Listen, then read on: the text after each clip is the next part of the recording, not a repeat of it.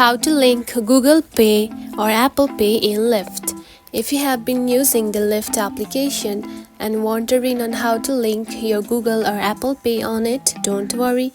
In this video, I will show you how to do it. So let's get started. First of all, open the Lyft application. After that, here you can find something like this. Now tap onto your button at the bottom. Tap on it. Then scroll down and here you can find payment option. Tap on it. Then tap on to add payment method right here, select it.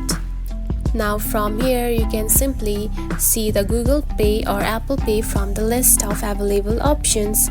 So for now you can see I don't have the Google or Apple Pay on my Lyft app. So if you have it, you can simply choose that and follow the on-screen instructions to complete the setup. And that's it. This is how you can link Google Pay or Apple Pay in Lyft. If you found this video helpful, don't forget to like and subscribe for more tips. Thanks for watching.